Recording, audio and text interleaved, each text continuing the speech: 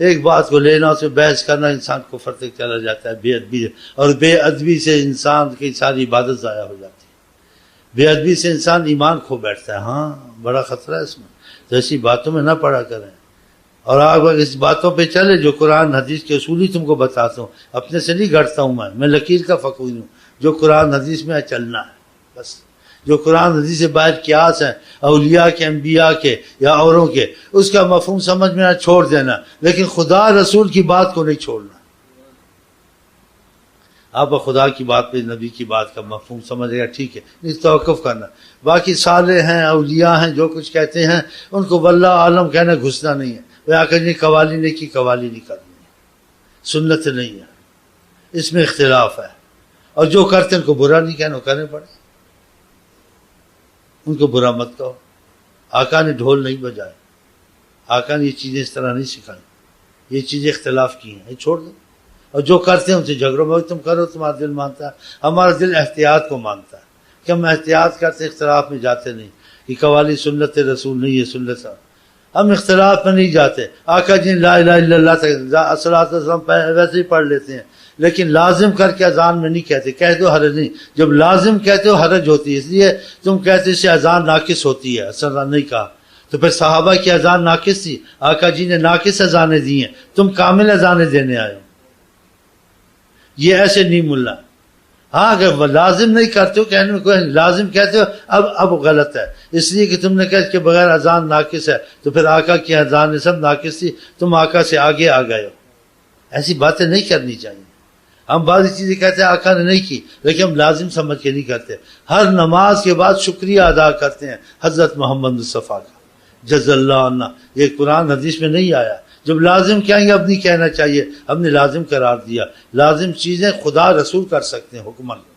حکمن خدا اور حکمن حضرت باقی حکم نہیں، اچھا سمجھتے کر لو، جب حکم لگاؤ گے، حکم کا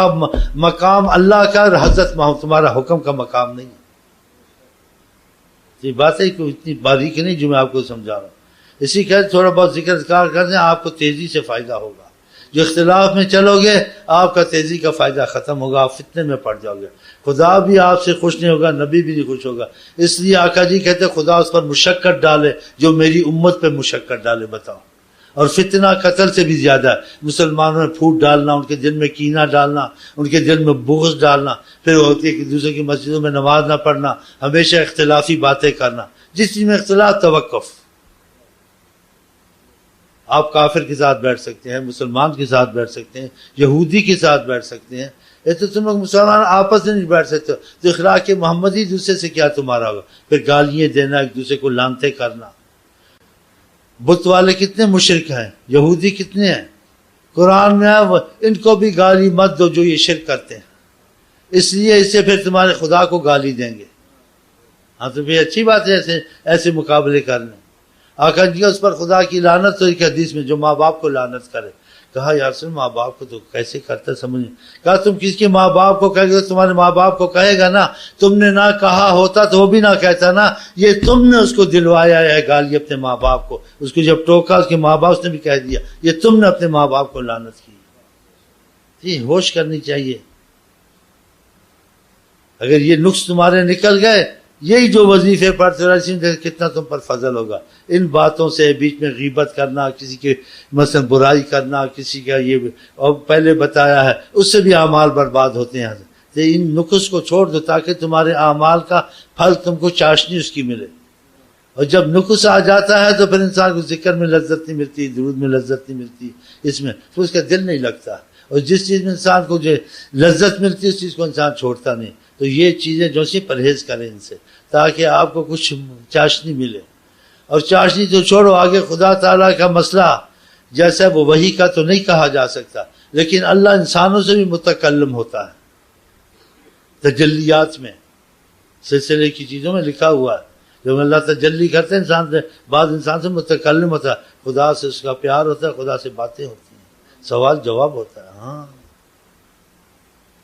بڑے مسئلے ہیں، بڑے باریک باتیں ہیں، یہ خود کھلتی ہیں، سکھائی نہیں جاتی، تو یہ خود آپ کے ذکر اذکار میں کھلیں گی۔ اگر آپ نے وظیفے لیکن چیزوں سے پرہیز کی، ہر مسلمان سے محبت کی، جس اختلافی مسئلہ کسی نے کہا بھائی اس میں اختلاف آ گیا، اس کو چھوڑ دیتے ہیں، اس سے بات آئندہ نہیں کریں، اس میں علماء کا اولیاء کا اختلاف ہے، یہ خدا رسول جانے، ہم اس کو چھوڑتے ہیں اس لیے کہ خدا کا بھی حکم یہ ہے فردوہ الی اللہ والرسول فإن تنازعتم فی شیء، جس چیز میں جھگڑا آ جائے، بحث آ جائے، اس میں نہ پڑھو، خدا رسول کے حوالے کرو۔ اور آقا نے کہا پہلے لوگ ہلاک ہوئے اسی وجہ سے جب یہ اختلاف کے مسائل میں بحث کرنی منع ہے، آپ چھوڑ دیں، کسی سے جھگڑا ہو ہی نہیں سکتا۔ آپ 100 سال دیوبندی سے ساتھ رہ سکتے ہیں، بریلوی کے ساتھ رہ سکتے ہیں، ہر کسی کے ساتھ، کہ اختلاف کے مسائل آپ کہتے ہیں اس میں چھوڑنا نہیں، تو پھر سوال ہی پیدا نہیں ہوتا جھگڑے کا۔ جھگڑا شروع ہی ادھر سے ہوتا ہے جہاں سے اختلاف شروع ہوتا ہے، ہم تو اس کو چھوڑ ہی دیں۔ اور یہ نقطہ ہم کو قرآن نے بتایا، حضرت محمد مصطفیٰ نے بتایا، اسی پر ہم چلیں، یہاں جو آتا ہے ہم اس کو محبت کی نظر سے دیکھتے ہیں کہ کلمہ پڑھتا ہے خدا رسول کا، ہم نہیں سوچتے یار بریلوی ہے، دیوبندی ہے، یار کیا ہے، کیا ہے، ہماری لین کا ہو جائے، ہم دیوبندی ہیں، ہم بریلوی، خدا کی قسم نہ دیوبندی ہے نہ بریلوی ہے۔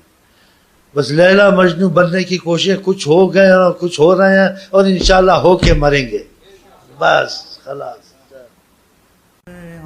جس طرف میں مروں اس طرف آپ ہوں، جس طرف میں مروں اس طرف آپ ہوں، جس طرف میں مروں اس طرف آپ ہوں، جس طرف میں مروں اس طرف آپ ہوں، جس طرف میں مروں اس طرف آپ ہوں، جس طرف میں مروں اس طرف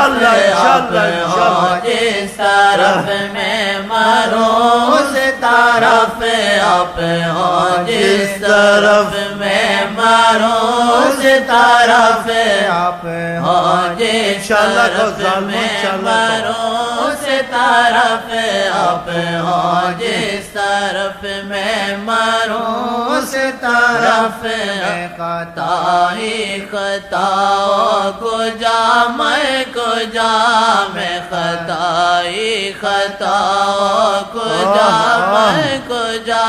وہ چلے جس جگہ میں مروں اس جگہ، وہ چلے جس جگہ میں مروں اس جگہ،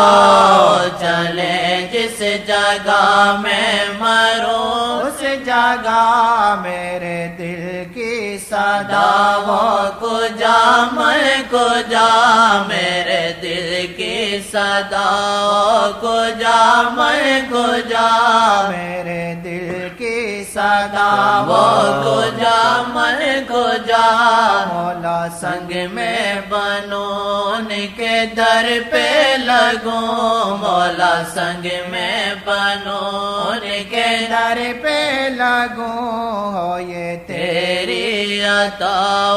کو جا میں کو جا،